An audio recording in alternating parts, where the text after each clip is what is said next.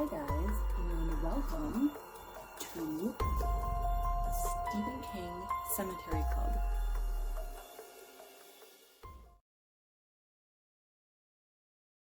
Hi guys.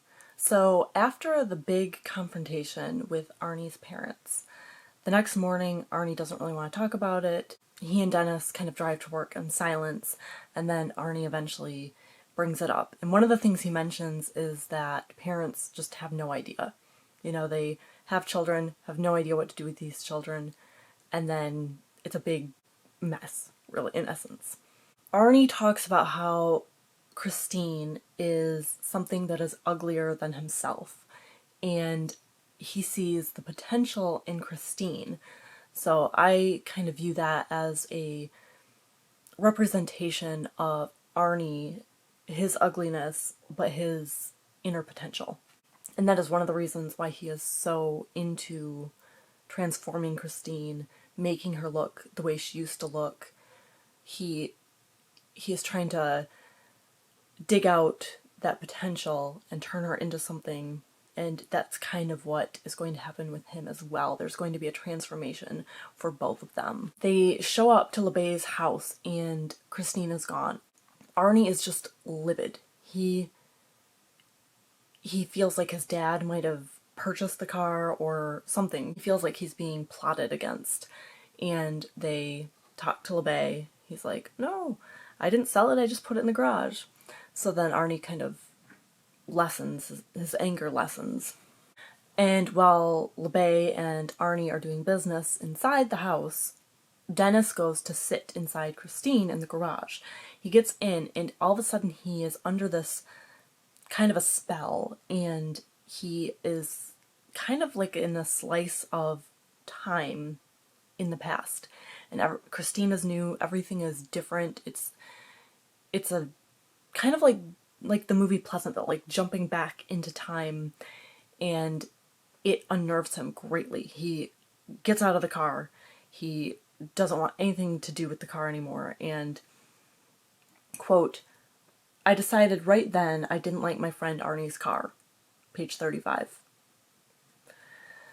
So Dennis is even more convinced that Christine is just not good and not something that Arnie should be messing with, something that he doesn't want to mess with, but he ends up following Arnie because Arnie has to drive the car away once he buys it. He has to take it to a garage because his parents won't let him keep it at their house. So he's going to Darnell's garage. He asks Dennis to follow him in case anything goes wrong, which of course it does, and Christine gets a flat tire. There's not a spare tire, so Dennis has to actually go and get a tire while Arnie stays behind with Christine and waits. And meanwhile, he's parked in front of a house where people are angry that he's there, and they want his junky car out of there as soon as possible, and they're hassling him. And as Dennis is getting the tire and returning to Arnie, he has this just kind of a moment where he's thinking about the future. He's going to be a senior in high school, and then he'll have college to think about, and he gets very sentimental, and he starts having these deep thoughts, and there's something that he says that is just really pretty accurate. Quote, if being a kid is about learning how to live, then being a grown-up is about learning how to die. Page 47. And the older I get, the more I find that to be true. So, also, I forgot to mention in the first video, we are not in Maine. We are in Libertyville, Pennsylvania. So, it's one of Stephen King's non-Maine books. They finally get the car, the tire changed on Christine, and they manage to get it all the way to Darnell's garage, and Darnell is an asshole on a power trip. He is a terrible man. He takes an instant dislike to Arnie, and according to Dennis, that's just something that happens, what with Arnie's kind of meek, submissive behavior, his appearance. He kind of presents as a very nervous, twitchy kind of guy, and people just instantly dislike him for those qualities, especially if the guy is, an asshole on a power trip. And then Dennis kind of washes his hands of it. He's like, you know what, I don't want anything to do with this. Arnie spends a lot of his time down at the garage. Dennis kind of equates that to once a friend gets married and you just don't see him anymore because he's spending all his time with his wife. Then just a whole bunch of things happen. Arnie gets into a fight with Buddy Repperton down at Darnell's garage. Buddy is someone who goes to school with them, and he is just causing problems at the garage. Finally, there's a big fight, and Buddy is the one who gets punished, even though Arnie was convinced that Darnell would side with Buddy. So he is kind of now on Buddy's radar, and that's going to come into it later. LeBay dies suddenly, and they go to the funeral, Dennis and Arnie, which is a little bit bizarre because they only met him the one time. You know, he's just the guy who sold them the car. But while they're there, they meet George LeBay. George actually warns Arnie about Christine. He says that you'd be happier if you got rid of her. Probably a good idea not to have her. And while Arnie is occupied, Dennis kind of makes secret plans with George to hear the story of Christine. So Dennis goes to George's motel and he says, hey, I've been having nightmares about this car. I feel like it's changing my friend. Something is wrong. Tell me what you know. And George says, well, my brother was a jerk.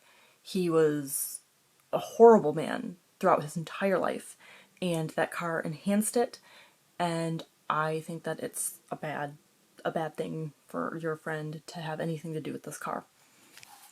So, story time. Raleigh was horrible even as a kid, and George says, quote, his unending fury is what I remember best, page 98. There was a time when Raleigh was 14 and he threw George, who was 3, into a picket fence, and George's arm got impaled. It was that bad, and Raleigh would not apologize. He kept saying that he would do it over again given the chance. He just would not, and then his father started beating him to make him apologize, which didn't go well, and Raleigh kept saying, no, I would do it again. The kid got in my way, etc., etc.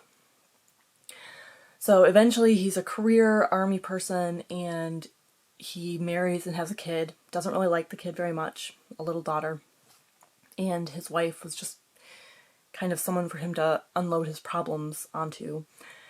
And their daughter, Rita, ends up choking to death while riding in Christine, and she dies on the side of the road. So Veronica, the wife, she kills herself in Christine by running the exhaust in the garage, and therefore one person has died inside of Christine and another has died next to Christine, and Raleigh would not sell the car. He wanted to keep the car. He didn't sell it until many, many years later, and that was to Arnie. So Arnie's parents are kind of warming up to the idea that Arnie is independent and he is working on this car and he's not going to be dissuaded. So the father, Michael, asks Dennis to check on Christine and let him know what the progress is while they are out of town. So Arnie and his parents go on a 3-day vacation, and Dennis goes to Darnell's garage to kind of look around and see what's up with Christine. And he's very disturbed by what he sees because Arnie has kind of haphazardly begun working on her. He's fixed little parts here and there, nothing. He didn't pick a thing and stick with it. He's fixing all these odd little things, like the antenna and the grill is only half done, and the windshield wipers, he replaced those, that kind of thing. And Dennis said he was concerned that the spider web that was in the windshield has receded. So there was some sort of broken windshield that has shrunk, and that's not normal. And the half grill is kind of like Christine is regenerating. It's more of a self-healing than a Arnie replaced half of it.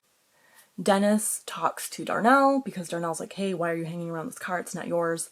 And he finds out that Darnell knew Christine when LeBay used to bring her in to work on her. He didn't realize it was the same car. And Darnell's a little disturbed and he's like, does Arnie know about the history of this car and how Veronica and Rita were kind of victims of the car?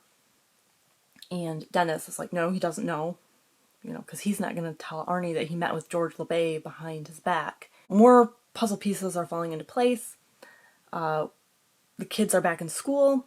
Lee Cabot is a transfer student. She's a really pretty girl, and she kind of has eyes for Arnie, which is shocking to Dennis, but then he kind of takes a step back and looks at Arnie, and his complexion is clearing, he's looking more mature, he is getting more confidence. Just a whole bunch of stuff with Arnie is not the way it used to be, and so it all seems to have coincided with his working on Christine. And so he actually does stand a chance with this girl who doesn't know Arnie's history. That Arnie is kind of a nerd and an outcast, and he's got some skin issues, and he's just more of a wet dish rag type guy. She didn't know any of that. And then Buddy Repperton finally decides to make a move on Arnie. He pulls a switchblade on him, and Arnie is able to disarm Buddy when Dennis says something to distract him, and Buddy gets expelled because he had a switchblade, and his two little sidekicks get detention. Three of them are now kind of gunning for Arnie and Dennis, and revenge is promised. So we know that that's not going to go away, and that will come into it later. Have a spooky day.